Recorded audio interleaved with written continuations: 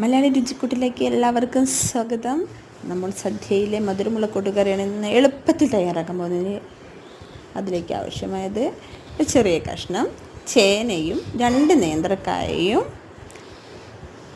കുറച്ച് തേങ്ങ ചിരവിയത്, കുറച്ച് പെരുംജീരകം, കുറച്ച് കുരുമുളക് പൊടിച്ചത്. ഇതാണ് ഇതിലേക്ക് ആവശ്യമുള്ളത്. ആദ്യം നമ്മൾ നേന്ത്രക്കായ തൊലി കളഞ്ഞതും ചേനയും ചെറിയ കഷ്ണങ്ങളാക്കി അരിഞ്ഞ് കുക്കറിൽ ഒരു ചെറിയ ഗ്ലാസ് വെള്ളം ഒഴിച്ച് വേവിച്ചെടുക്കുക. അതിലോട്ട് പരിപ്പും ഒരു ശർക്കരയും ആഡ് ചെയ്യാം. ശർക്കര നമുക്ക് മെൽറ്റാക്കിയും ഒഴിച്ചെടുക്കാവുന്നതാണ്, പക്ഷെ ഞാനിപ്പോൾ ഇതിലോട്ട് ഒരു ശർക്കര ആഡ് ചെയ്യുകയാണ് കുക്കറിലായതുകൊണ്ട്.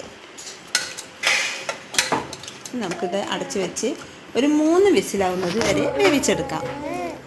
ഇത് വേവുന്ന സമയം കൊണ്ട് നമുക്ക് ഇതിലോട്ടൊരു പിഞ്ച് ഉപ്പും ചേർത്ത് 3 വിസിലാവുന്നവരെ നമുക്ക് വെയിറ്റ് ചെയ്യാം. ആ സമയത്ത് നമുക്ക് മറ്റൊരു പാനിൽ കുറച്ച് തേങ്ങ വറുത്തെടുക്കാം. അതിലോട്ട് കുറച്ച് കരിവേപ്പിൻ്റെയും ചേർത്തിട്ടുണ്ട്. തേങ്ങ ഒന്ന് കുറച്ച് വെളിച്ചെണ്ണ ഒഴിച്ച് വറുത്തെടുക്കാം.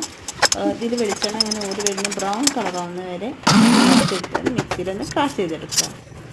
ഇനി ആദ്യം ചട്ടിയിൽ തന്നെ കുറച്ച് കടുകും കരിവേപ്പിലൊക്കെ വറവിട്ട് അതെല്ലാം നമുക്ക് ഇതിലേക്ക് മിക്സ് ചെയ്ത് എടുക്കാം. നമ്മുടെ കൂട്ടുകറി ഇവിടെ റെഡി ആയിട്ടുണ്ട്. മക്കളെ